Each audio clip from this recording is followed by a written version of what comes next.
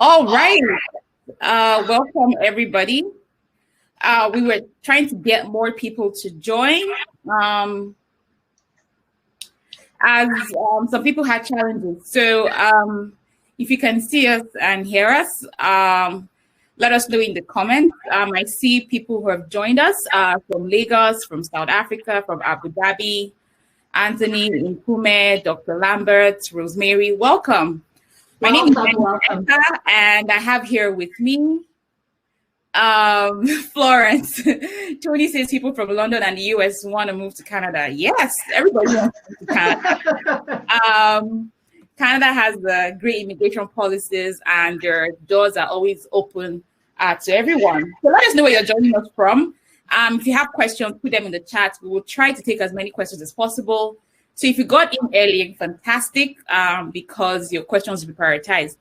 So let me introduce myself. My name is Eno Eka, and I'm hosting this webinar because first I moved from Nigeria, and a lot of people knew that I moved from Nigeria to Canada. So I get lots of questions about moving to Canada, and the demand has been high for some reason, especially this year.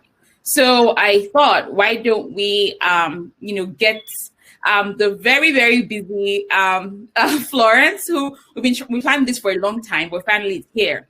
So if you are here, you're lucky to be in this room because she's very busy, and her consultation time is very valuable. So I live in Canada, somewhere called Calgary in Alberta. I moved here 2.5 or more years ago, and it's been a wonderful experience. I'm a business analyst, and that's a coach as well as a consultant, and it's been an amazing experience. Canada has given me the opportunity to open up myself to more opportunities. There's a lot of support here. The amenities are here. Living here has been fantastic. And also the earning potential in whatever capacity that you want to play in as a career person or as an entrepreneur. There's lots of opportunities for you. So living here for 2 years, I've worked for companies. I have my own business now. So it's been an amazing experience, and I can't wait to share all of that with you. So I'll let Florence introduce herself. Thank you so much, Eno, for having me. It's an absolute pleasure to be here with everyone as well. My name is Florence Akpan, and come December 28, I would have lived in Canada for 16 years. I immigrated to Canada in 2004 for my undergraduate studies. I came as an international student, and I arrived in Saskatoon, Saskatchewan. I've been in Saskatchewan ever since then. Don't ask me why. Maybe we might talk about it as I go through this. But I've been in Saskatchewan all this while, and it's been a great experience. Just as Eno said, going through school was absolutely great. It was a great experience. Finishing school and being able to find a job in my field. I'm a chartered accountant first. I'm a chartered accountant, and I worked with the government in Saskatchewan here for 10 years. Before going on full-blown to manage my business, InfoPlace Canada, helping immigrants from around the world to immigrate here. So like Eno said, Canada is such a great country because for me, it's even allowed me to live a life beyond my dreams. I had never dreamt that I'll own a Canadian corporation, hire people, and add to the Canadian economy the way I am adding to it as an entrepreneur. And also helping other people from around the world come to Canada, helping them come to Canada, and also helping Canada get the best of the best from around the world, become citizens and become permanent residents of this great country. So it's been a great journey. It's been a great experience. And I'm so happy that I'm here with you all today so that we can talk and answer your questions and discuss what is it really like. And most importantly, what is it going to really be like immigrating to Canada in 2021, if that's what your plans are? Thank you so much, Eno, for this platform. Thank you so much for joining us. Fantastic. So like you heard, Florence has lived in Canada for, you said about how many years now? Almost 16 years December. So 16 years. So trust me, she has lived every experience that, anyone can imagine. And she's also a regulated immigration consultant, which means that she is registered. This means that she knows the policies that would help you based on your situation. So another device. Sorry, I don't know what's going on there. Yeah, another device. You have another device. Let me just remove that one. Yeah, remove that one, please. Okay, fantastic. All right. So, so she has all the experience and the knowledge. Of course, Florence is a citizen. She's lived here for 16 years. So, yeah, she is a citizen for sure. So my own forte is career consulting, with helping people start and grow their careers to over $100,000. And yes, it is possible with when you move to Canada. So let's start. So Florence, tell us about the immigration streams. What are the streams that are possible for people to move to Canada? So some of the main immigration streams right now to immigrate to Canada, one of the most popular one is the Federal Skilled Worker Program. And I see here that a lot of people who have joined us are from out of Canada. So this is really what most of those people, those applicants would qualify for. The Federal Skilled Worker stream are for the people who are out of country and have skilled experience, have education, work experience to immigrate to Canada. So that is what that is. So if you're one of those people, you have the education, you have the language ability, you have the work experience, you would be able to come through the Skilled Worker Program. The Skilled Worker Program starts out at the federal level and extends onto the provincial level. So the provinces have agreements with the federal government to help the provinces have their own agreement to kind of select the people they need. And what you'll find with most of the provincial programs is that they're more labor specific, more labor demand, labor shortage specific. So whatever provinces are inviting immigrants to come to their province is not as open and as flexible as when the federal government is doing it. It is more restrictive, it's more tailored down, it's more specific to certain types of people. They could be looking for specifically French speakers, they could be looking for specific occupations as well. They could be looking for people who already have family members in those places to build those ties. So you'll find that with provincial programs, there's a little bit of that. So you have the federal, you have the provincial programs, and then of course you have family sponsorship. Family sponsorship is where a family member who is in Canada as a permanent resident or citizen can sponsor their family member. They're different all the way from spouse to children to siblings. They do exist, but they all have different requirements and criteria for you to be able to sponsor. And then aside from the sponsorship programs, you also have the entrepreneur classes, so the business classes. So immigrants coming as self-employed, there's also a pathway for immigrants that are self-employed, but that's very specific to a certain type of NOC, for example, athletes or people involved in cultural activities who have been well established in their field internationally and world class.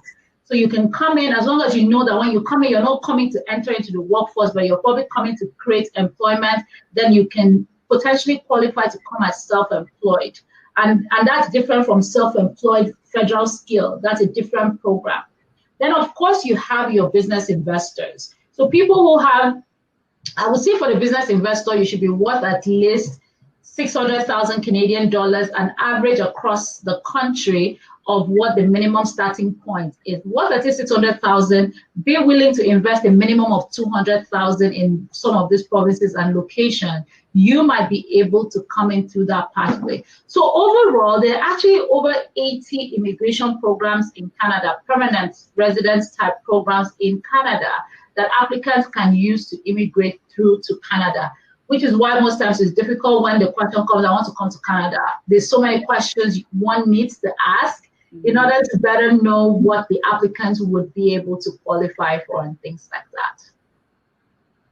Fantastic. Okay, so the most popular stream is the express entry, which we have federal and the provincial. Yeah. So today, and based on your knowledge and experience, what are the important criteria for people to qualify for this express entry stream?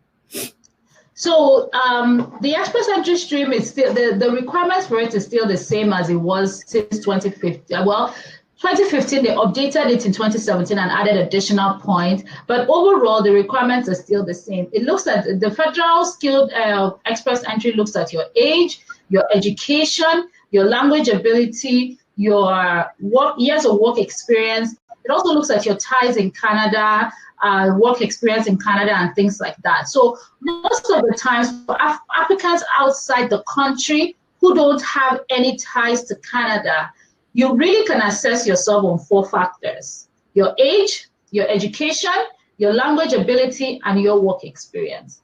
So to ask what is the most important thing, things have changed. In 2017 was one of the greatest years for express entry. It's unfortunate that many people did not know about it that year.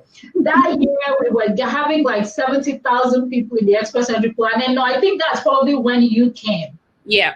2017. Right? Yeah, 2017 was the year that applicants who scored they went as low as 413. I'll never forget it. Yeah, it was beautiful. It was amazing. And that time, you didn't even need to score really high on IELTS. But today, you need to score CLB 10 on your IELTS to stand a good chance.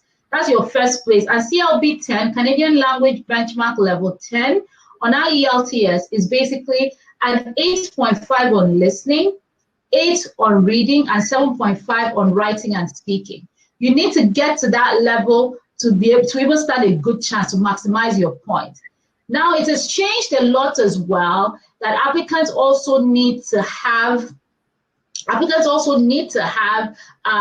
more than one post-secondary education. And again, when I'm talking about this, I'm really talking about people who don't have any ties or any connection to Canada, or have not received any provincial nomination, because that changes a lot of this, right? So if you're just focusing just on express entry system, you have to have more than one post-secondary education. You have to have the highest IELTS. You have to have at least a minimum of 3 years skilled work experience to qualify. And right now, looking at what the trends have been with the scores, you have to be like below 33, thereabouts, for you to be able to meet the cutoff that is being invited right now. So now, if you're listening and you're like, I'm not 35, I'm not below 33, and all of that, I'm older than that, what are my options? Now, that's when you now have to start looking into other ways that you can boost your scores. Basically, so I'm just going to leave it there. Somebody has a question. What are the chances for someone who doesn't have any post-secondary education? If you don't have any post-secondary education, your chances would be very slim, very, very slim, because it's very competitive. Right now, in the express entry system, there's over 150,000 people every 2 weeks in that pool, despite the fact that the government is inviting close to 10,000 people out of the pool every month. So there's close to 150,000 people in there. The competition is stiff. This is not the time to wait for the scores to drop. This is the time, in this time and season of express entry, this is the time for potential people who are interested to look for ways they can make their scores high enough to what's being selected. Because those scores are not dropping. In fact, we saw the lowest score ever this week, for this year, this week. All through the year, all the non-specific draws have been over 470. On Wednesday was the lowest we have gotten this year, which was 469. And honestly, that's not very low. Yeah. Yeah. So a lot of people, based on what a lot of people are asking questions about age. So I'm above 33, I'm above 35. What are the chances for me?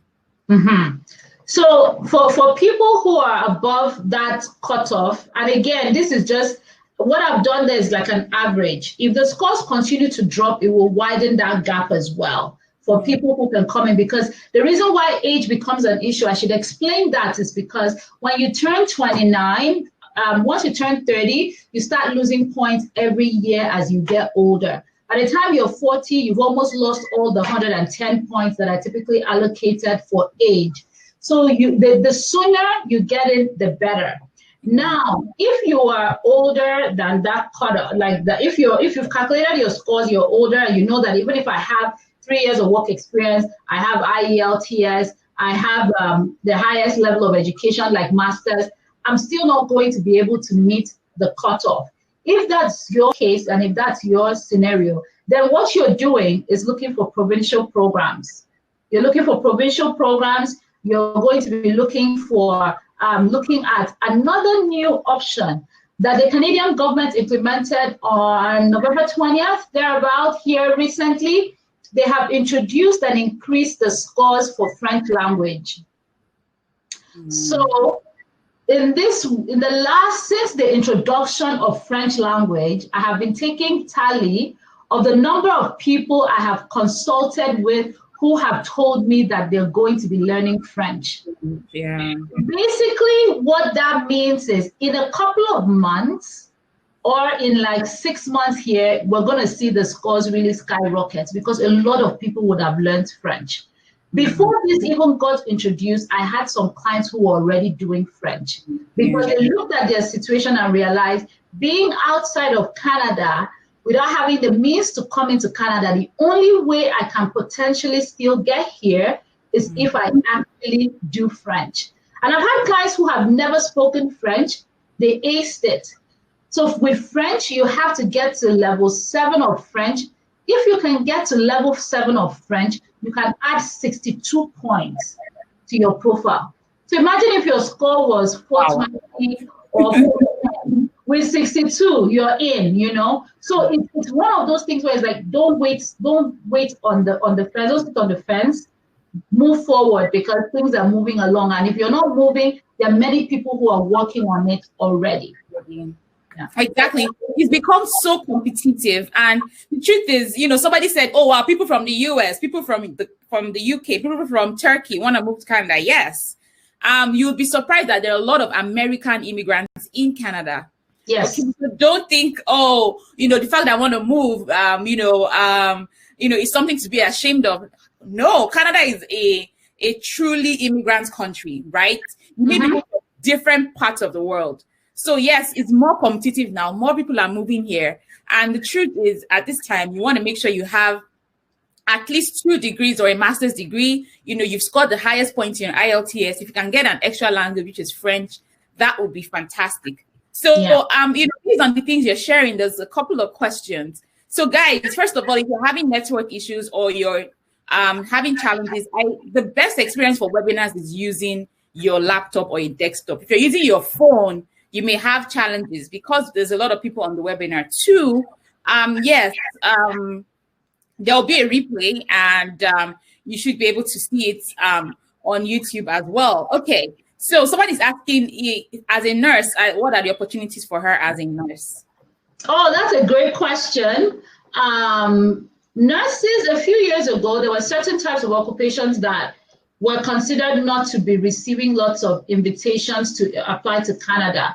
So last year, we started seeing that. Last year, I had 2 of my clients who were nurses whose scores did not meet the cutoff for express entry, who received invitations through the province of Nova Scotia, and they were able to apply for permanent residence. And I like that you talked about the US, because one of my nurses who actually received the ITA from Nova Scotia is actually a nurse in the US.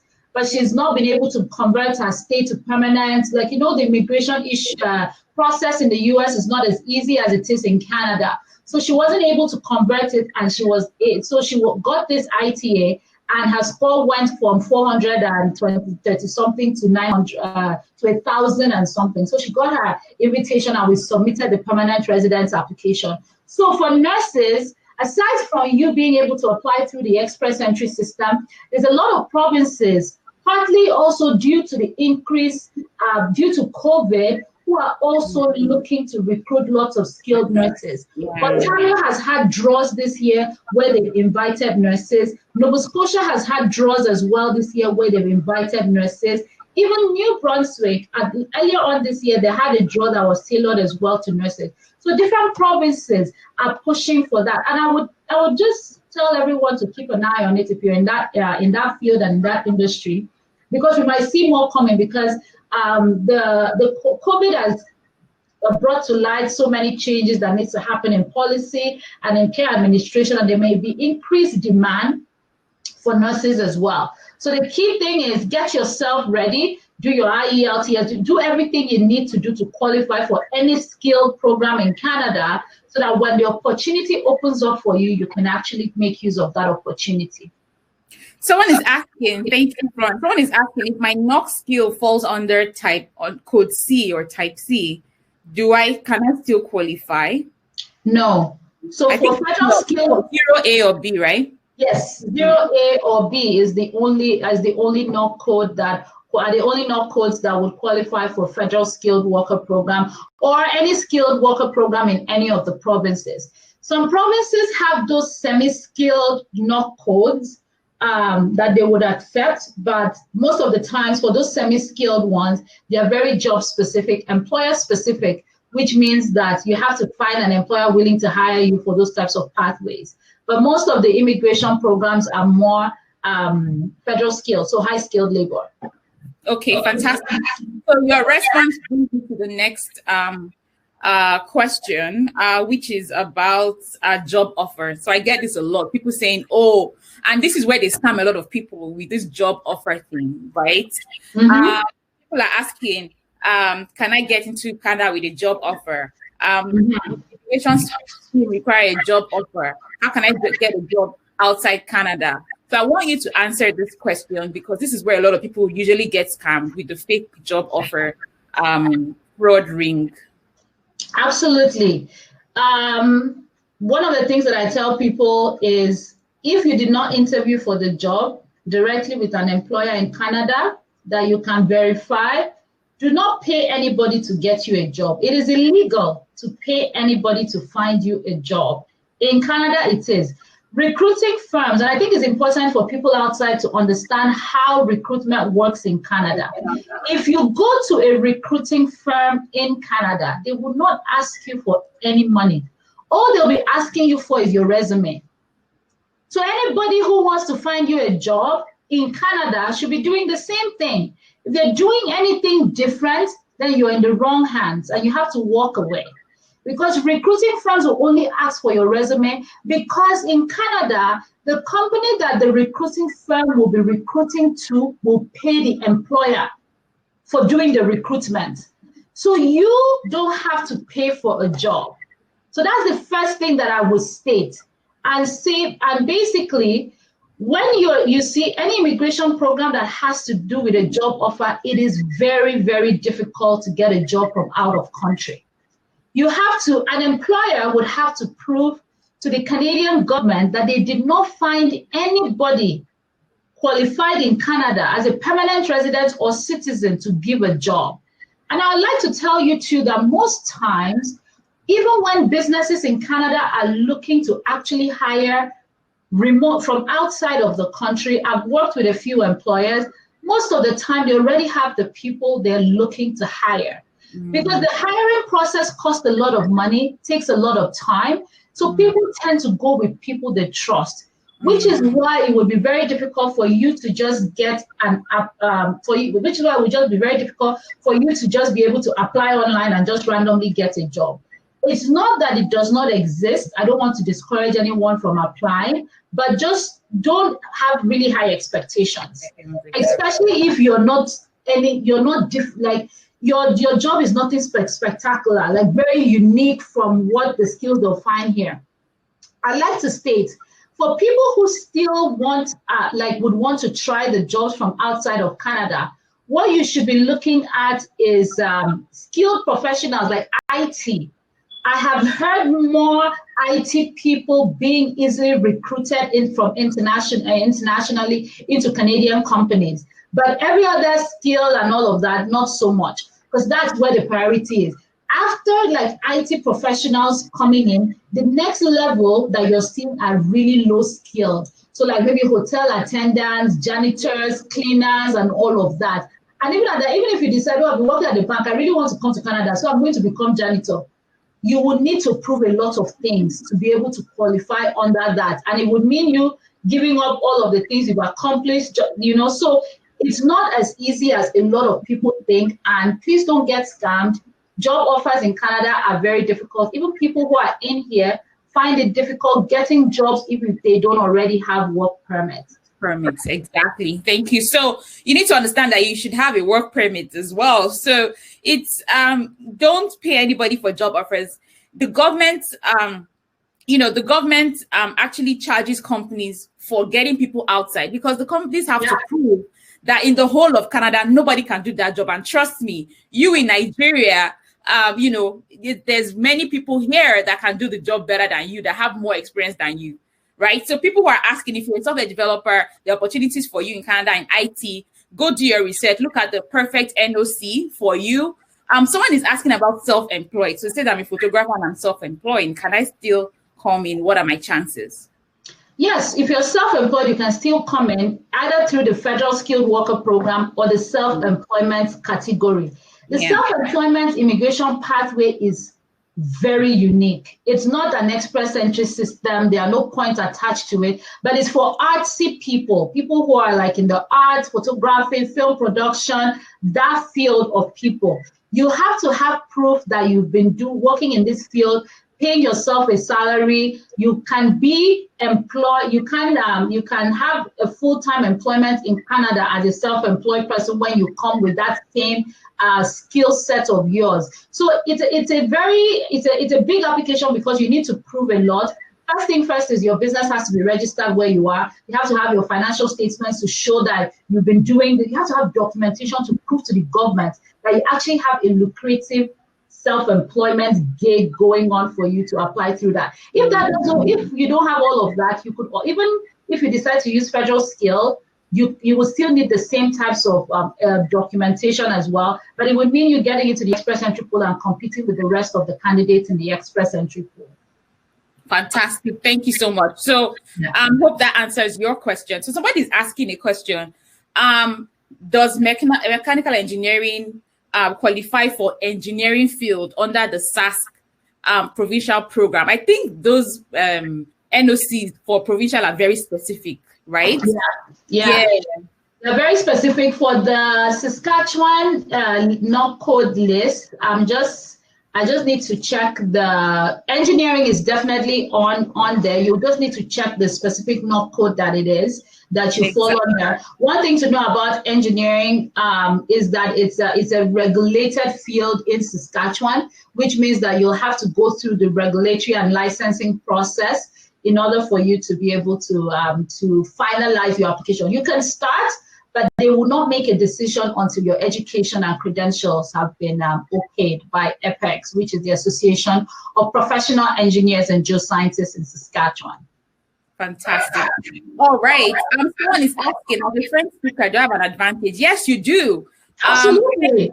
For French now, I think they increased the points. They increased the point. The maximum points used to be 30 if you score up to level 7 in French. But if you can score up to level 7 right now, the maximum point is 50. This is on top of what you would even get just on the French section itself. The additional points have been increased. So which is why I said if you have French and you can score up to level 7, you will get additional 62 points added to your express entry profile. Okay, fantastic. Someone is asking, she's saying she's a teacher and she has ECC.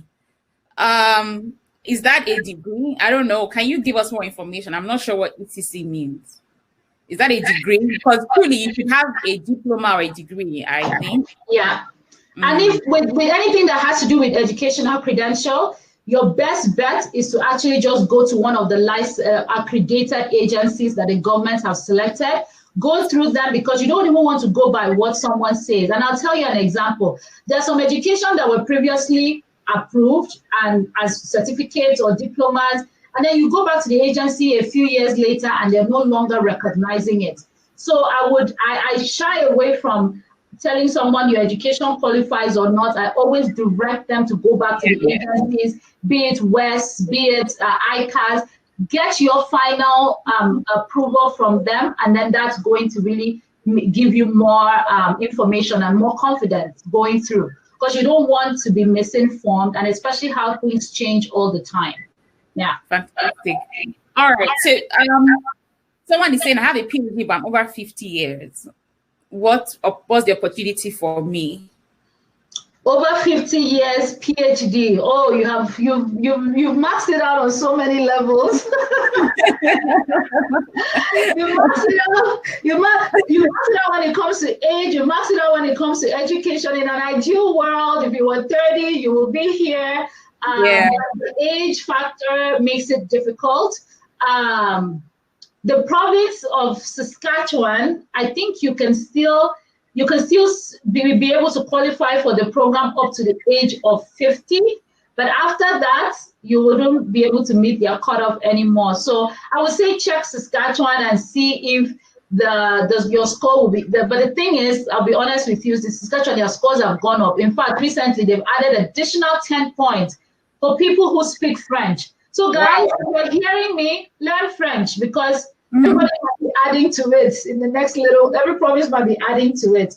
So I think for that person, the chances are slim, unless they have any interest in any other type of education that they want to come in through school, then that could be a way for them to eventually come into Canada. Because when you come in through school, you're opened up to so much more opportunities than when you're outside of Canada. Because aside from the few provincial programs that are open to people outside the country, there's a lot more that only favor people in Canada, that people outside don't have access to in various provinces.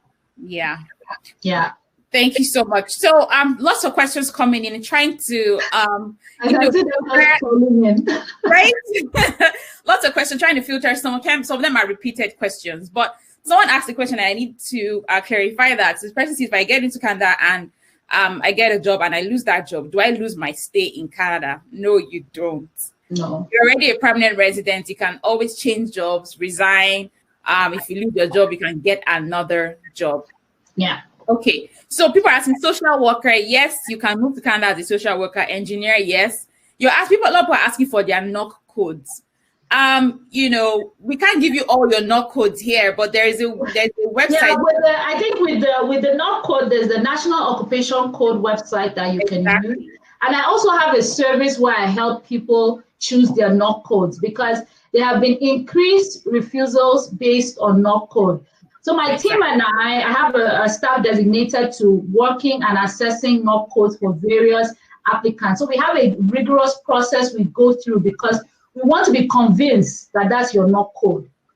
So we'll work with you, with your resume, your documents, your employment letter, your job description, different things, to whittle it down to really be convinced with ourselves. We need to see clear proof of how your work experience is aligned with your specific NOC code. So that's a service we have on our website that you can pay for if you're not sure of what your NOC code is. But if you wanted to do it yourself, NOC.ed, I think I'm just going to put this on the chat here. Okay. This website, if you go on there, right there, you can put in your NOC code, read the description. What I would really stress about NOC code is not about your job title. Exactly. There was a client who contacted me. She was refused twice for her permanent residence. And when I saw the reasons for the refusal, I told her, you were still applying under the wrong NOC code. So she was called an assistant manager, but her description of what she did was equivalent to a supervisor. So a supervisor in Canada is different from a manager in the description. So this is why you need to really focus on the description of your NOC code and not just picking a NOC code based on your job title. So if you're leaving anything, that will be very important for everyone to know. Yes, fantastic. So, if you're not certain about your NOC code, get extra eyes, get someone to review it for you. I need to understand that under the NOC code, they still have titles. So there are some certain titles that they're looking out for under that NOC code. If you don't fall in, and if your job description is not a good match, please don't. A lot of people have been refused for that. Yeah. Okay. Someone is saying, are there any chance for me to move to Canada if I don't have any family ties in Canada? Yes, there are. Yes, I moved to Canada. I do have family here when I moved. So you don't need to have family before you can move in as a federal, skilled worker. Okay, so we're having lots of questions about school, and we will start talking about school soon. We want to make sure we answer a lot of questions with regards to work experience, right? So we're going to be talking about school in a bit. And NOC code, someone just asked a very simple, a good question there. So NOC code is National Occupation Classification.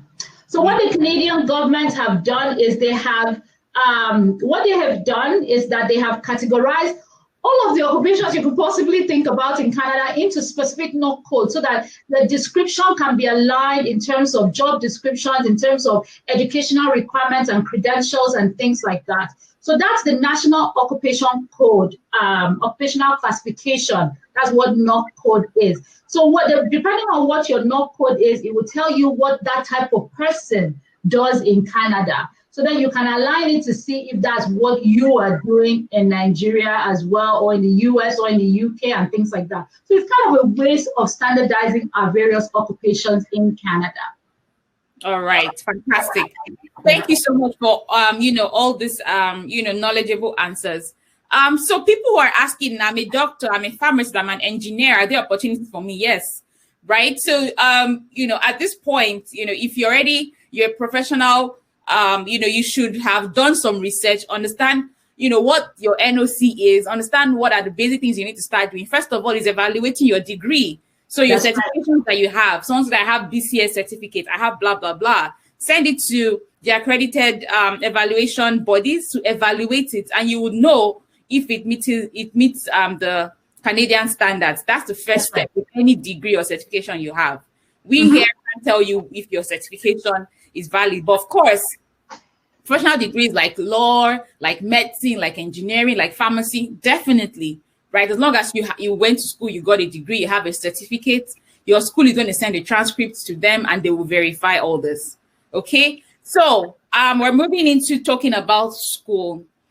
So before we talk about the school route, a common question that I've seen, Florence, is that a lot of people are saying, I don't have work experience yet, or I'm in my final year, or I just graduated, I'm doing my youth service. What are the opportunities for those kind of people who don't have the years of experience, or at least 1 year of work experience, to apply to get into the express entry pool? Yeah. So in terms of not having enough experience, you just have to wait to get the experience, because having that skilled work experience is required for express entry. You have to wait to have that skilled experience in order for you to be able to qualify to apply for the express entry, basically. So it's really, really important to actually make sure that you have that qualifying work experience so that your application can go through. Like I said earlier on, 1 year is not really cutting it, so you might have to wait but get into the express entry system. Don't get me wrong, even if your score is low, get in. I'll tell you about my client. He was a land surveyor. He got into the express entry pool with 360 points.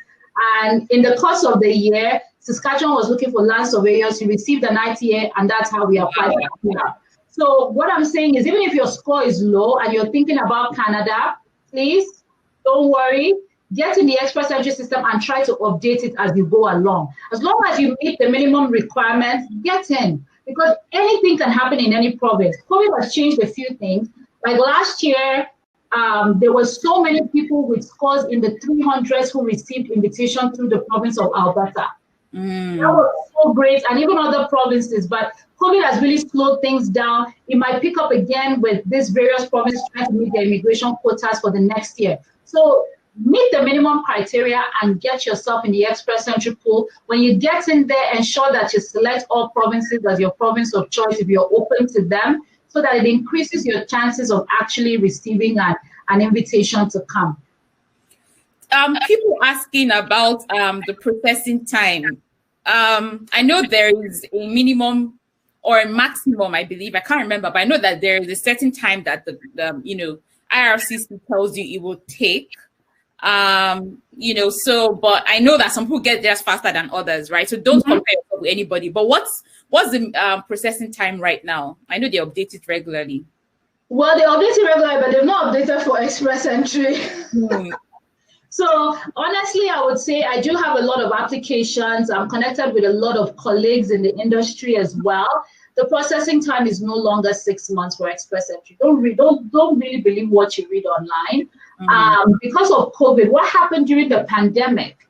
We recently had a national Canadian immigration conference where the ministers and employees from the government, from immigration, came and spoke to us, regulator consultants. And one of the things they said was when the pandemic happened, they repatriated a lot of Canadian embassy workers from out of the various embassies around the world back to Canada. When those guys came, the government did not have ability for them to work from home. Some of them, it happened in such short timing that there were no computers. It wasn't like people in Canada or where you are that you could just carry your computer and go home. But these are people that were being flown in from around the world who are all Canadians who came back. So this is what has significantly impacted processing time. They said about a good chunk of them eventually started going back to their offices end of August, beginning of September.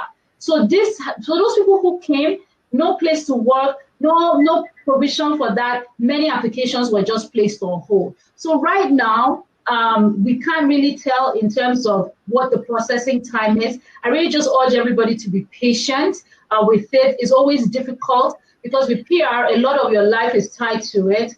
The things you're doing and all of that, the plans you're making, and even the proof of funds that you're required to show, because you have to hold that throughout the period of your application, because you could be called to provide it at any point in time. So I know it's not easy, but please just be patient. They'll come through, and I hope that it comes through with an approval for you.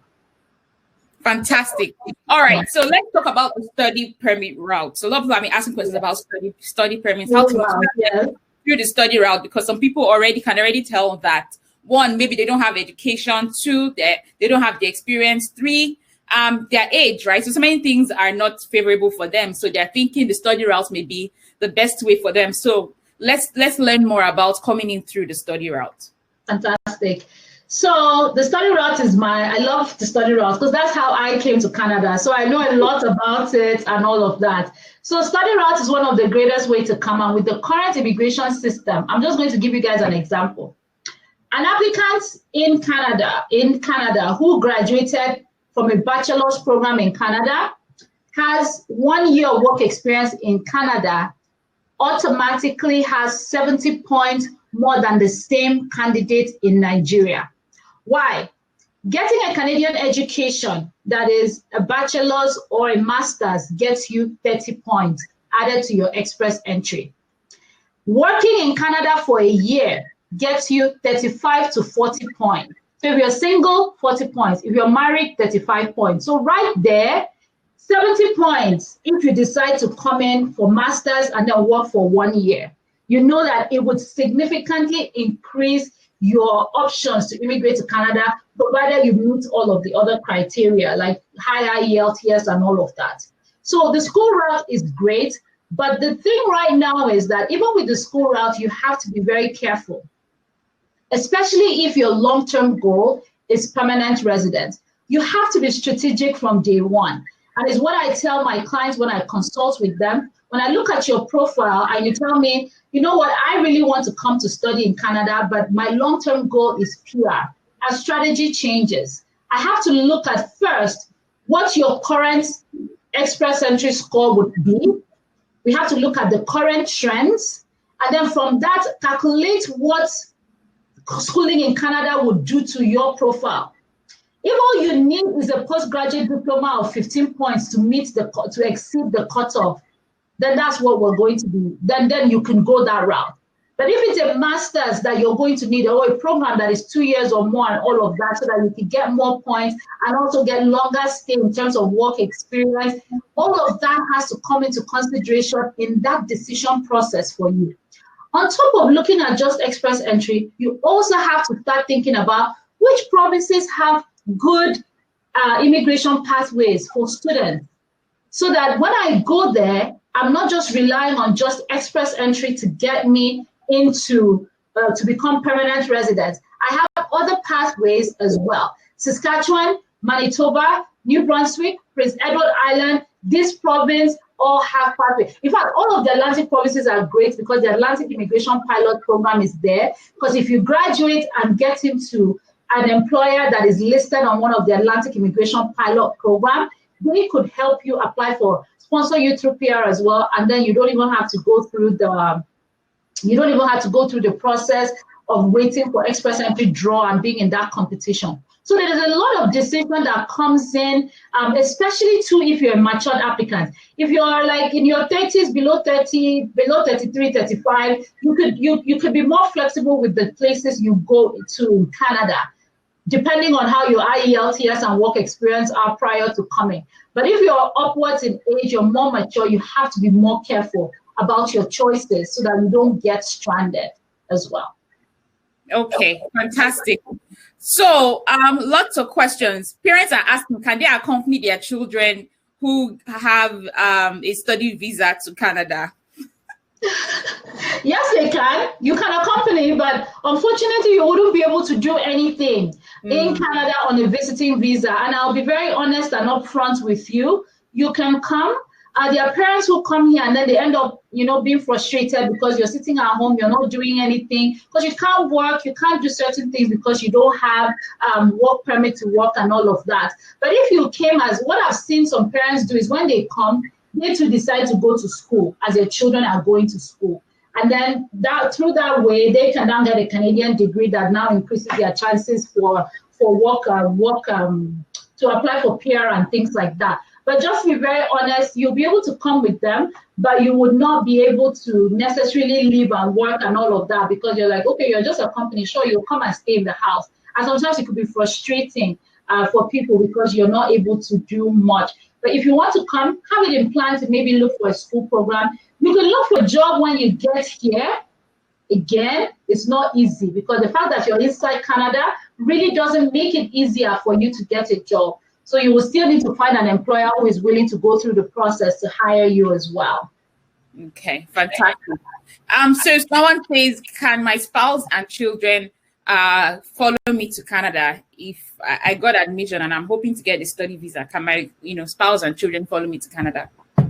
Yes, under the Canadian immigration law, they can accompany you. Your spouse can come either on a visiting visa or on a work permit. Your children can come with you as well. But I'm going to caveat my yes that you would need to prove to the Canadian government that you have really strong ties still in your home country if all of your family is coming with you. So you would need to show other things to prove that you guys are all going to go back home, when you all relocate and come, because sometimes you have to come with a really solid explanation as to why the whole family has to accompany. I mean, don't ask me, like, people shouldn't be separated from their family because they want to study in Canada. But honestly, immigration makes us answer all these questions and prove to them that you're not running away, but you are just coming for the purpose of study. Yeah. And then that your family would go back home as well. It's not always easy.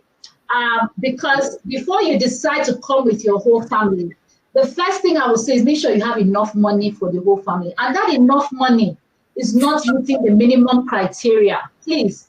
Because exchange rates, especially with Naira or some currencies, it fluctuates all the time. So you have to make sure that you have more than enough money to show the government that if they came, don't just calculate that. Online, they'll tell you additional $3,000 for each dependent coming with you. If your child needs daycare, that child needs $12,000 a year for daycare, depending on the country. Because some places you can pay up to $1,000 for childcare per month.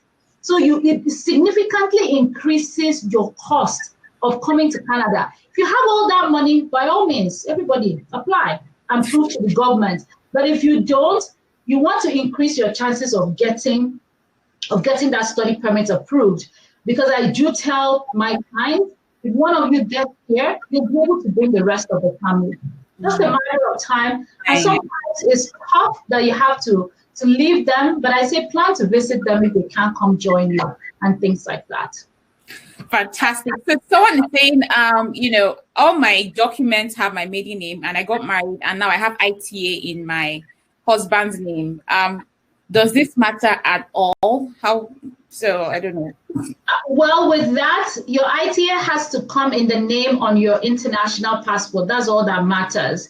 Every other name you have just has to be explained with documentation why you have different names.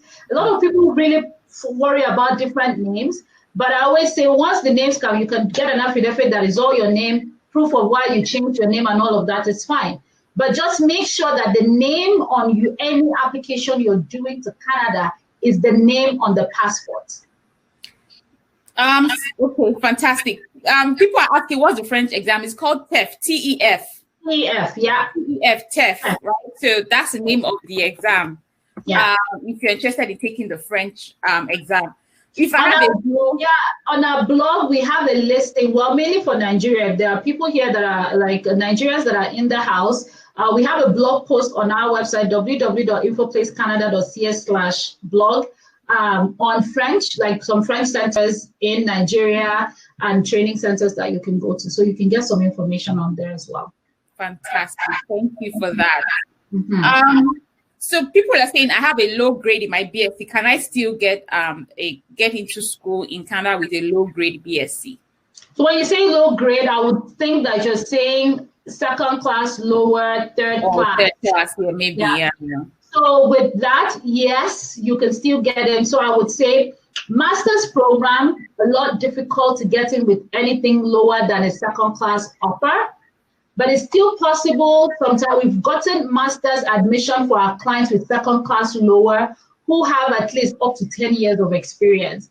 Very limited program choice, but the options are there that we can help you get your admission. Most of the times when you have second class lower, you have to come with solid experience to convince the admission team. And I always tell people too, a good trick is don't be going to University of Toronto. There's a lot of competition there. Exactly. You have to go to where, there are lots of schools in Canada. Find the ones that are not so popular, and these schools are also all really good schools.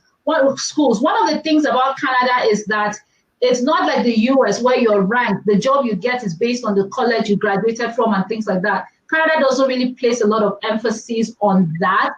In many employments, many employers don't really place emphasis on that. So the key is going to an accredited Canadian school. So look beyond the popular schools. That's where if you're looking for master's, second class, lower. If you have third class, master's is out of reach. To be honest, I've not seen yet like someone with a third class getting into a master's program, unless you had another degree on top of that, or another master's or something to make up for that. You might be able to fight a case, but it's not very easy. What I find for second class lowers and third class to easily get into schools in Canada is through postgraduate diplomas. So you can get into postgraduate diplomas a lot easy. Third class is still difficult to get into postgraduate diplomas, but we have a few schools that we work with, depending on your program of choice, that we would be able to secure you admission with a third class or a postgraduate diploma program. Fantastic. Thank you so much. So there's lots of questions about proof of funds for express entry and the study route. So I'd like you to just address that. First of all, I would tell people, this thing costs money, right? It's not free. So if you know you can't afford it right now, or you don't even have the funding, because the truth is the information is really on the website. So we can't give you any other information as to how to get the money. But if you do have it, then you can apply. So I'll let Florence answer more questions on proof of funds for express entry and study route. So the express entry proof of funds is based on family size. And I'm just going to leave the link here as well so that you guys can easily have access to the details on the proof of funds and also what the government wants on it. So yeah, that's the link, the POF. So basically, it's based on family size. An applicant that is a single applicant is looking at about $13,000 Canadian that you need to have, and it goes down the line that way. These funds have to be available in your name, or if you're a married applicant, in your name or your husband's name for a period of at least 6 months prior to when you submit your application for permanent residency. Most times we've seen clients who come who have who receive gift deed. At the end, express entry would accept gift deed. If you have a gift deed and your family member gave you that and it's a gift, not loan or anything like that, then that's fine. You can use that for your application and show prove the relationship and all of that. One thing with the proof of funds is that 1 year later, they'll ask you for it. It will be asked at the border when you're getting into the country. Some of the border officers would ask for your proof of funds. But this money is not money you just show. It is money that the government expects you to have to help you settle when you come into Canada. So that's for express entry. For study in Canada, the proof of funds that you need to study in Canada is basically tuition fee, whatever the tuition fee of the school you're going to, plus $10,000. So if your schooling is going to be 20,000, you need plus 10,000, you're looking at 30,000 Canadian dollars for that school program you're coming for. That's the minimum. And I think that's the minimum because you cannot just bring just the minimum. You need to bring more than that. There's other things that you're going to be doing before you come. So you need to show more than that money as well. And then if you're coming with family members, that increases as well in terms of the cost. So that's what you need to show.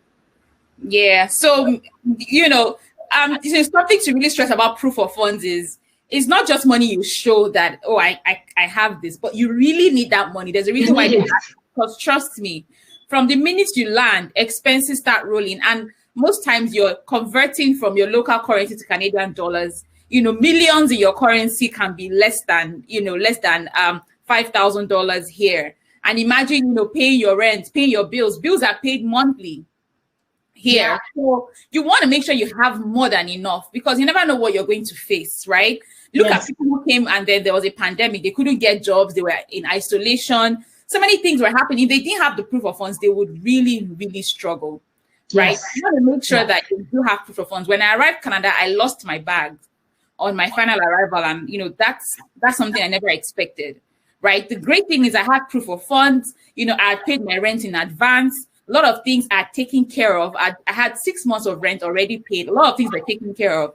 It really took away the fear or the stress or the anxiety that, oh my God, I don't have any of my things.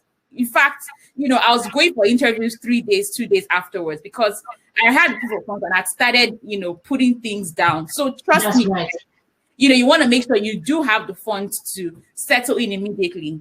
Yeah. Don't move to Canada with the thought of, anyhow, I'll find a way. There's no anyhow here, right? There's no way you can, try to hustle. I've seen people asking questions about housemaid and cleaner and all that, right? You don't want to move here with that thought of, how can I come in as a housemaid or as a cleaner? Trust me, that's not what you want to do. Especially if you already have professional work experience, guys. Yeah. So,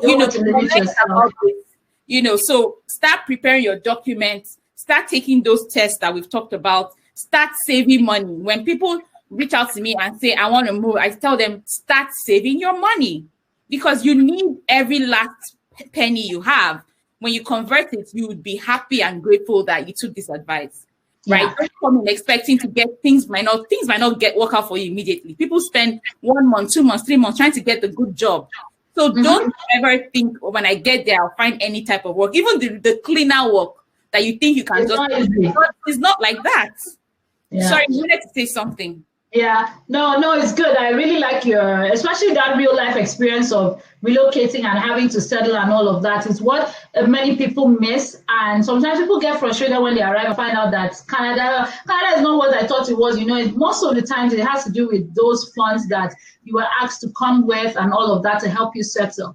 There's some people asking, can my parents give me my gift, my proof of funds 100%? Yes, your parents can. They will have to prove that what they do to be able to give you that, explain themselves why they're giving you the gift. So 100%, I've used that for my clients for express entry and they've been successful. But I would say that if you're going through a provincial program like Saskatchewan, whatever that gift deed has to stay for 3 months before you can even use it for the application. Even if it's a gift, it has to sit 3 months first. But express entry is very lenient that you could get the gift deed today, tomorrow, and then you submit your application. So that's one thing. You could use your GIC for express entry. You can include bank statements as well for express entry. So any form of funds that you have that are highly liquidable within a period of time that you probably anticipate to come to Canada are funds that you can use for your proof of funds as well. Okay, fantastic. So someone saying I have an admission, but I'm yet to get my study visa and school resumes in January. Is it possible to defer that admission if I don't have my study permit by January? Yes, you just need to contact your school to see if your school has the next earliest start date and see what the rules are. Sometimes, depending on the program of choice, they may not be able to move you into the next semester. They may say you should reapply again. Does that make sense? So it's important to ensure that you actually have, it's important to ensure that you check with your school before you defer and ensure that you can still defer the admission. Yeah. Fantastic.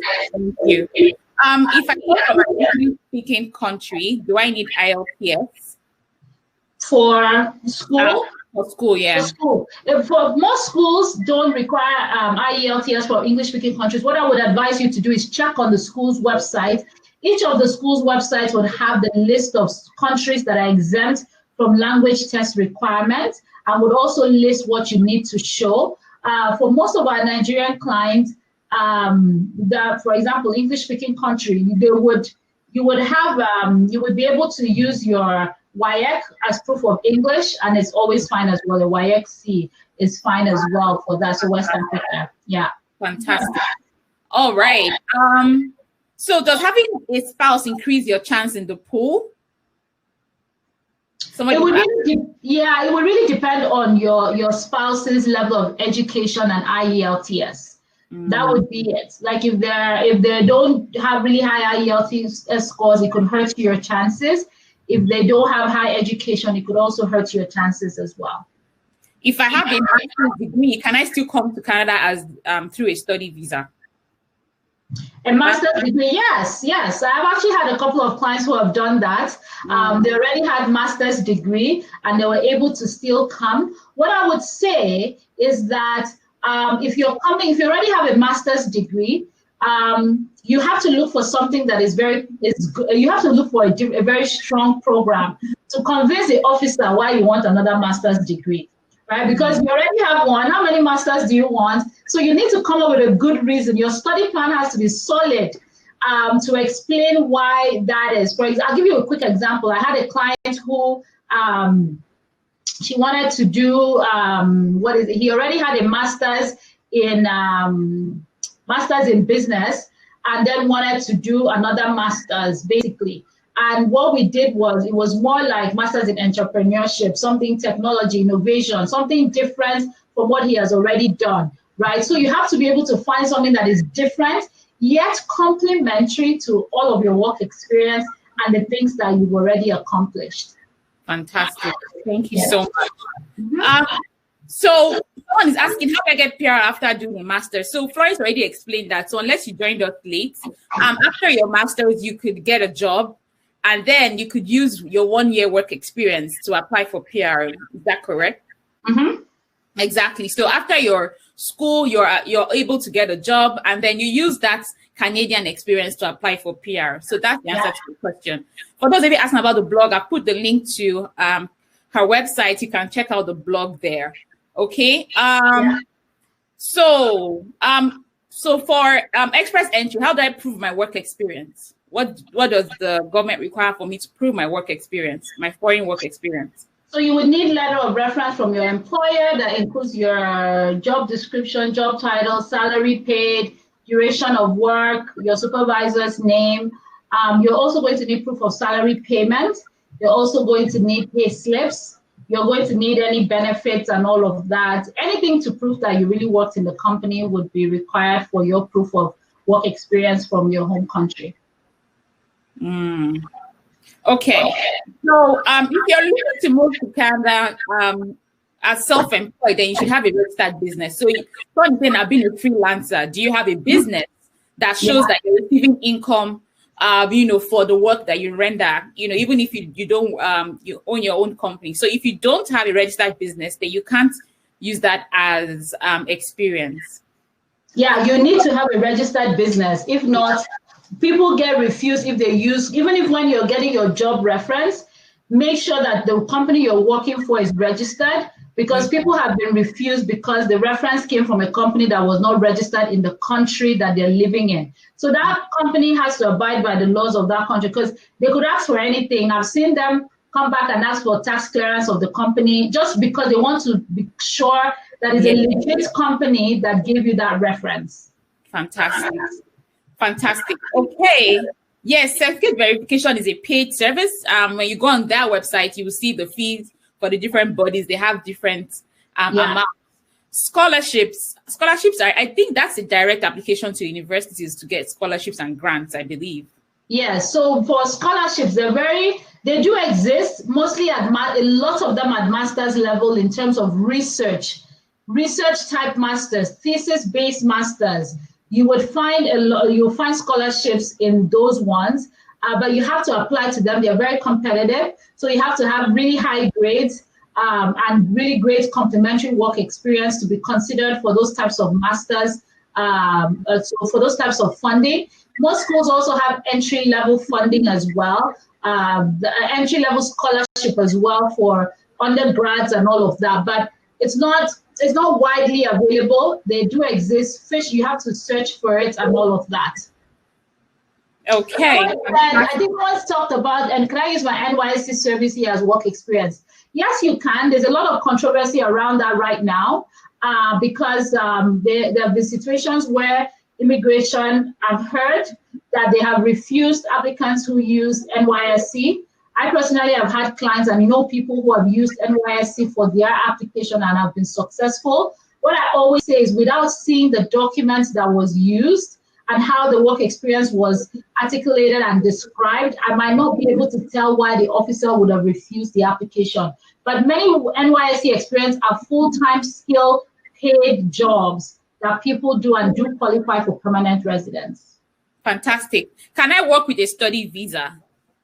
Yes, you can for 20 hours per week. And then while you're in school and 40 hours when you're on holiday. Those are the rules. Fantastic.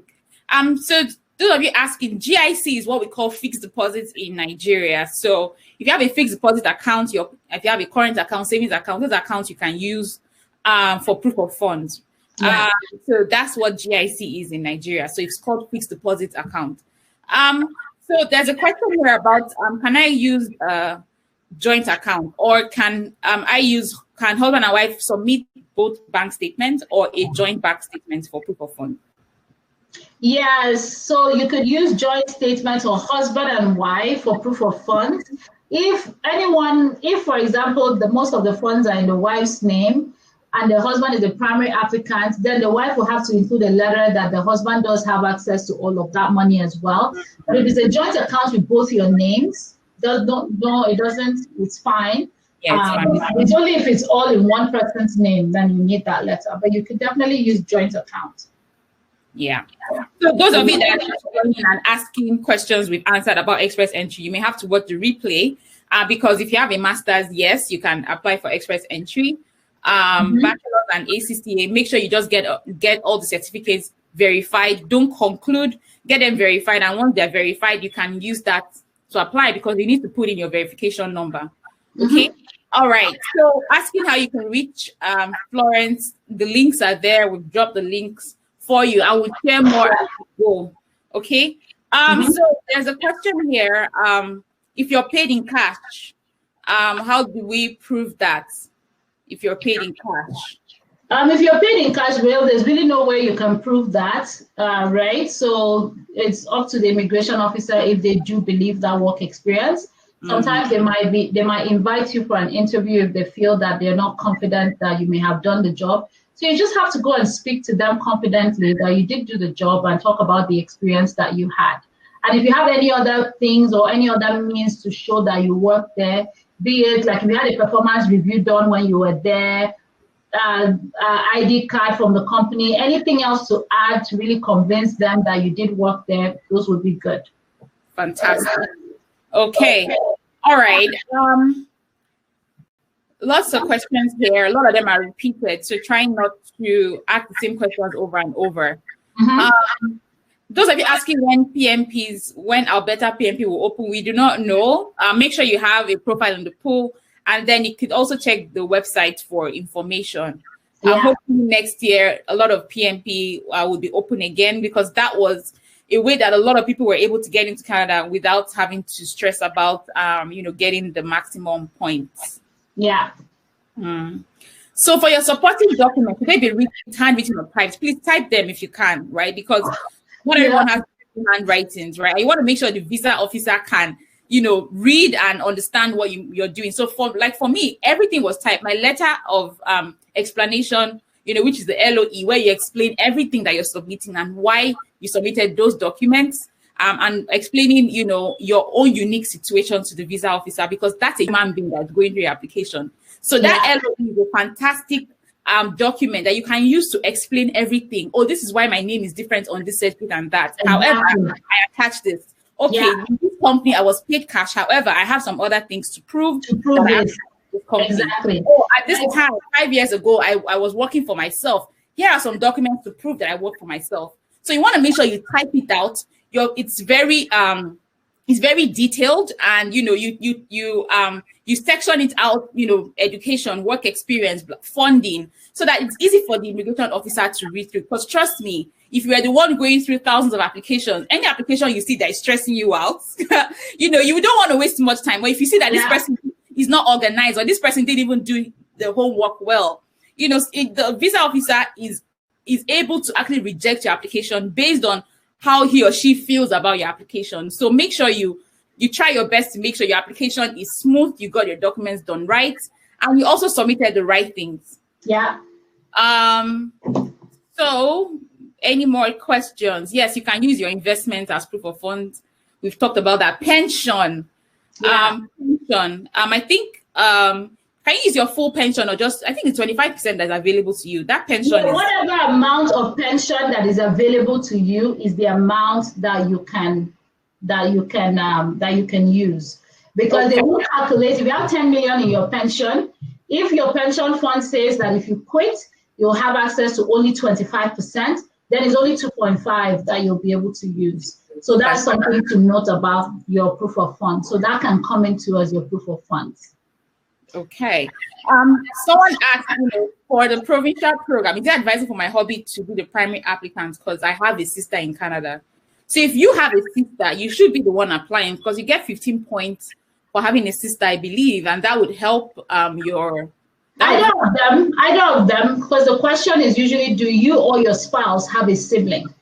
Oh. Right? So either of them, they would get that 15 points. And I always tell people that if couples actually have double opportunities to immigrate to Canada. There's no rule that is only one express entry profile per family. You can have two profiles, and that's how we've been able to help our clients.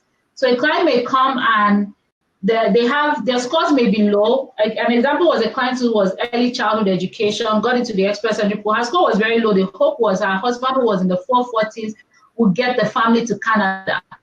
But what happened in 2018 was Nova Scotia had draws and invited early childhood professionals. Wow. And that particular person with 300 ended up having 600 points and then had 900 points to bring the family to Canada.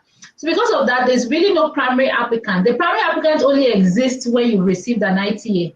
If you both qualify to come to Canada, can write IELTS, can write, do your WES and all of that, both of you should get a profile in the express entry pool, because what that does is one person may be an accountant, the other person may be an IT professional. It gives you two opportunities depending on whichever province may come through to offer an invitation and all of that. It increases your chances. So don't limit yourselves if you're couples to just one express entry profile, because then you may be losing opportunities. Exactly. Someone is asking, is there a language exemption if I'm from America? No, you must take the IELTS. Even if you speak French, you must take the French test as well. There is no exemption for you. Yeah, I have American clients and the United Kingdom, everybody has to speak French. Everybody. English, right? Because the truth is, you may live in an English-speaking country, but you can't speak the language. Because reading, writing, listening, and speaking, right? So you're going to be tested on all those four areas. So you may be good, you be a good listener, you may not be a good writer, right? So you need to prepare for the exam.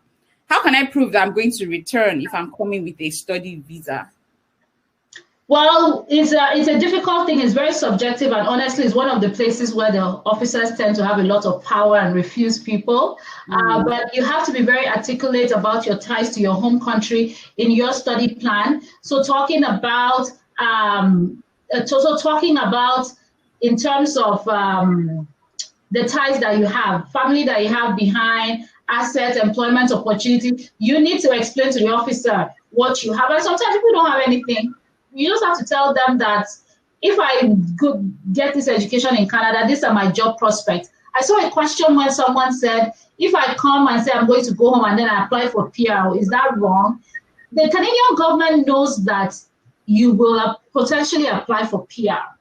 The test, if you're going to go home, is just to prove to the government that if you came and the rules changed and you could no longer convert your stay to permanent, would you live in Canada illegally? So basically, if you don't have ties in Canada, would you live in Canada illegally, or you have a lot of good things going on for you that you just be like, what is this Canada all about? I'm going back home. So those are the things that they're testing for. And that's what the officer will be assessing, which is why family ties are always really strong sometimes, because you won't leave your family behind. If you're suffering in Canada, you can't get work, you just go back home to your family, right? Or if you have assets that you need to sell, or you're in a good field that you know that if you go back home, you get good employment with a Canadian education, those are proof of good ties that you can actually include in your application. Thank you. If money is in my minor daughter's account and I'm coming to a study visa, can I use that as proof of funds? Your minor daughter's account. Yeah. Well, as the parents would be the trust of the account, right? So you would have to, again, it's all about the explanation of why the funds are in there and what the purpose is. I'm proving it too. I know a lot of people used to hide money in their children's accounts. That's where they hide all their money. Especially bankers, they would open an account for their kids and hide all their money in there. Yeah. So the signature to the account. So you just really have to prove. You have to prove it. Yeah. You really have to prove that. Yeah. Okay. So you want to verify? Yeah, there are bodies for that. WES and ICAS. There's so many of them, really. So many of them. Your LOE is not a letterhead. It's really you explaining your documents to your officer. Yes, the replay will be available.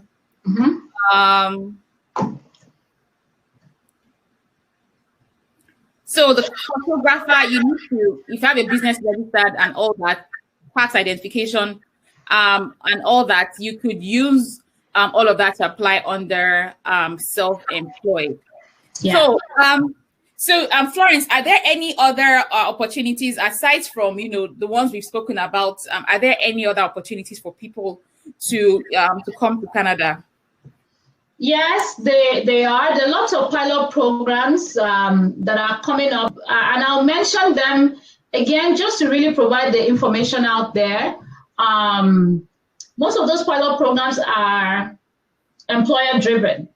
And when I say they're employer-driven, it means that you're in a situation where you have to find a job first before you can apply through those pathways. One of them is the Rural Northern Immigration Pilot Program. The 11 communities that the government has put on this program, and they have different jobs on their website that you can apply to.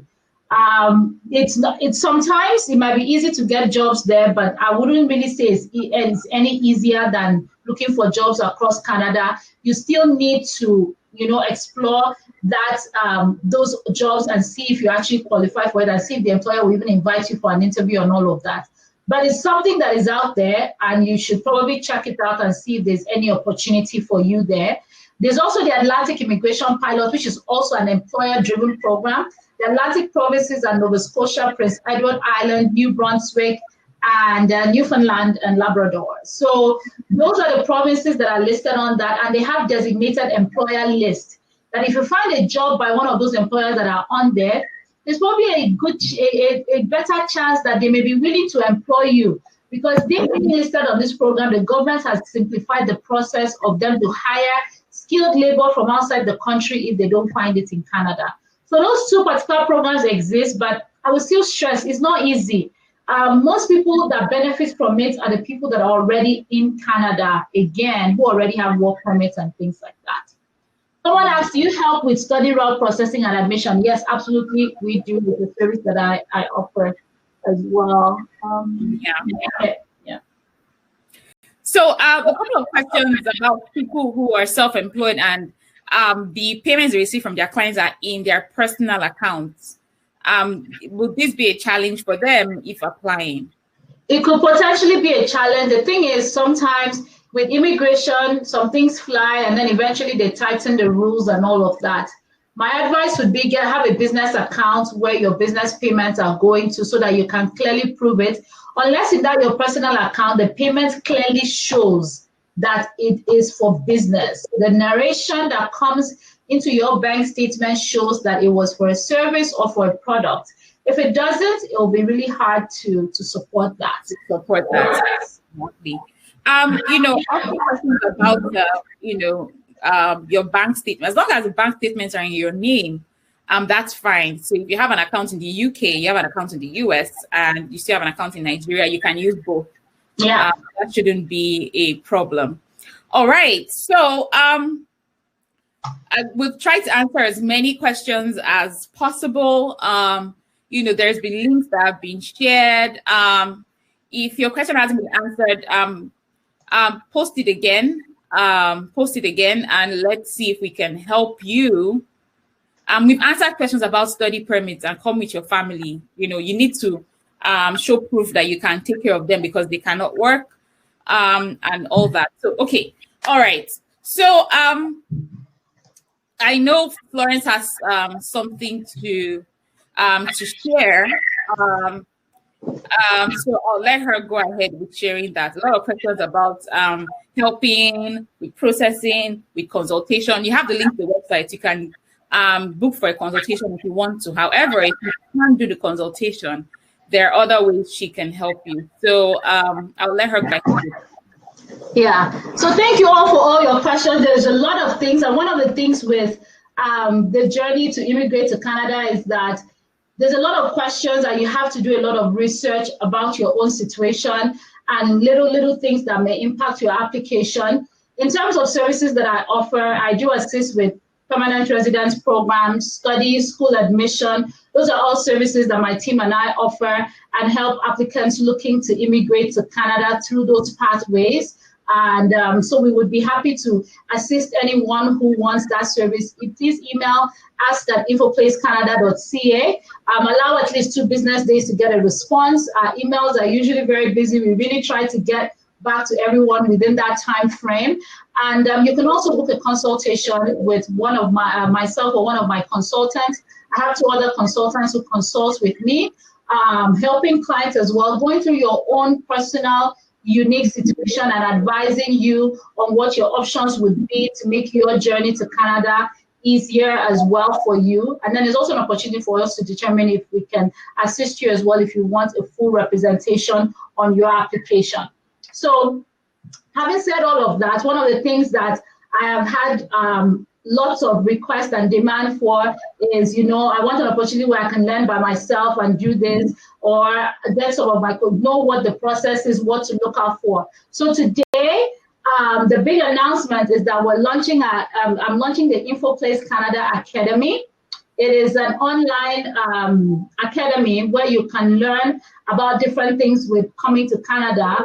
Right now, what we have on the courses that I have on there, which I am the one teaching, those courses, the pre-recorded courses that are ready, that will be released next Friday, but you can pre-order them effective today, is Express Entry Pathway, what you need, Express Entry and some provincial programs, and then also a full-blown detailed course on how to apply for a study permit in Canada.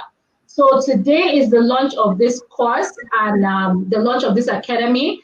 And of course, with Black Friday as well, everyone who is on this webinar gets a 50% discount if you pre-order this course and register for it as well. So it's an opportunity for you to learn more. And most of the questions that we've not been able to get to here are will probably be answered as you go through this course. The Express Entry course is fantastic because by the time you're done, you know exactly what you need, your checklist and all of that, for you to go on and do your application. The study permit one as well is available for you to get started with too.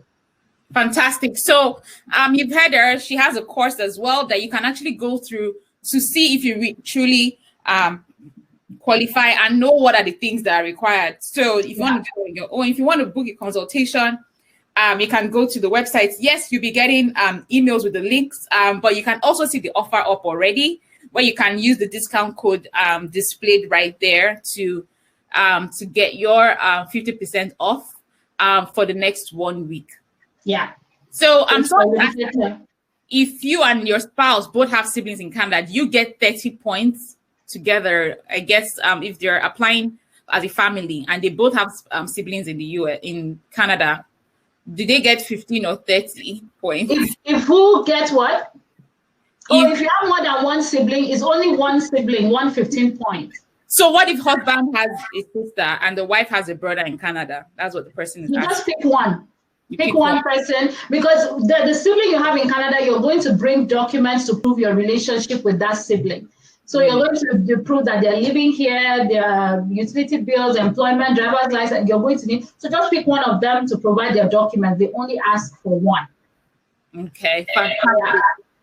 All right, so yeah, you got the replay if you joined us late. If you're also on YouTube, you'll be able to see that on YouTube as well. I'm trying to see if there are any questions. Do your research on schools, depending on, what your BSc is, do your research on schools and find out what master's degree you want to do, and then is available. And just like Florence has shared, also look at the provinces too. You don't want to go to where it's too competitive if you know you don't stand a good chance of getting a master's there. Yeah. And someone, if your age is not on your side in the 30s, but you maxed out all the criteria, will it be available to it? Like I said, I think you probably joined the call late. You can't wait anymore. The scores are not dropping. They are not going to drop. The government has made changes that will keep the scores higher. It's more competitive right now. So please go on the website and do that. Someone is asking for a discount on consultation. Unfortunately, I can't discount consultations. We don't even have space. Like right now, I've actually booked personally. I'm booked till January 2021. So you will be able to find links with spots with some of my other consultants. So the services that what we're discounting right now is the online courses. And if you need to book a consultation, you can book one as well when the slot gets available. And please know, consultations are usually booked out 2 weeks, 3 weeks in advance. So you might go on the website and not actually find a spot on the time. I'm not finding a spot right away. So you'll have to be patient. Book as early as possible so that you have that your slot available as well. Yeah. Fantastic. I'm trying to get, guys, there's lots of questions, trust me, like a lot. So you've been exempted from a visa before. Does it affect my chances of express entry or PNP? No, except it doesn't affect your chances if you were refused a visa. You would have to explain that, of course, in your application, clearly stated that you've been refused a visa to a country as well. Not stating that you were refused a visa could lead to even further refusals as well, and even being banned, because immigration might just think that you are lying and you don't want to be caught being misrepresenting on your application. Someone says, can I use the landed property as proof of fund? No, you have to sell it first. Provide when you sell it, you can provide that document that this is what I sold to make this money for this study. Yeah. And guys, something I've noticed is that with regards to this application process, remember that it's a human being that is reviewing this thing. If you've ever been in a situation where you had to review documents from an application, trust me, an application that's done well, properly, with as much documents, and well arranged and everything, it's way easier. There are people who they had a lot of back and forth with their visa officers, and trust me, it's very frustrating, asking you questions upon questions.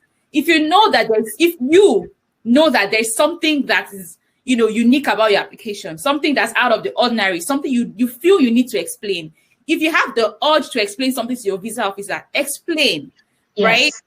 Because you never know what could be the very little thing that may cause a refusal or that may make your visa officer start to distrust you. Yes. Right. So these people are trained and they've gone through this over and over again. So they also know when it's a scam or when you're lying too. So you want to make sure that, you provide as much information as possible, as much documentation as possible to prove.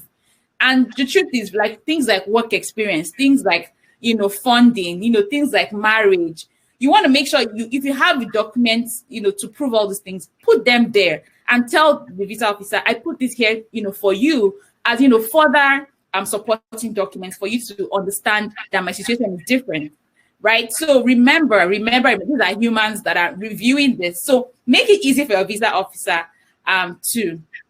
Okay, someone is asking about the trades, the skilled trades or the trade program. The trade program, you have to have, it does exist. You have to have the certificate of qualification with the trades program. And you also have to have sometimes 2 job offers to qualify under the trades program. So it's very, very difficult. And that's why it's also not very popular. It's not a very popular pathway, especially because, again, it's linked to having, what is it? It's linked to having a job offer. So that's kind of what the challenge is with that. Yeah. And I recently had someone ask me if they had if they did a course with a school here, does that give them a certificate of qualification? I know that's not the same thing. Yeah, it is a provincial certificate of qualification for specific occupations. It's not all occupations that will get that certificate of qualification and you get it. Mainly the trades and all of that, mechanics, carpenters that may qualify under that. And it has to be a trade that is regulated in a particular province. So you can read more about that on the CIC website into the details of that trades specific program. It's a pathway that I personally don't have a lot of experience in, because the people I serve most of the times don't really qualify for that pathway because of the requirements as well. Fantastic. Yeah. Okay, for those of you asking about the replay, this is the link where you're going to see the replay later. A lot of people obviously joined late because we've had a lot of people asking questions that we've answered before, and we're about to round up. So definitely watch the replay, and this is something that you can always go back to, right? So there's a lot of information we've shared. So you have a friend who's asking you questions. Well, there's a webinar attended. This is the link. Go and watch it and learn more. And even yourself, when you start your process, you can come in and listen to everything that Florence and I have shared, and that may also help you, when you're filling out your application. Okay. So she has said no discounts on consultations. However, you can get a discount on the course. So pre-order the course and get 50%, off for your course. And that would really be a good guide for you. And then if you want consultation, so she does application. She can fill out the application for you. She can review your application for you. She can help you with finding schools and getting a study visa and getting a study permit as well. So these are services that you can get. So if you can't pay for the full application, she can review your application for you. And it's always great to have a second eye, somebody who has done this before, to just make sure you dot your I's and cross your T's, because some things have been missed.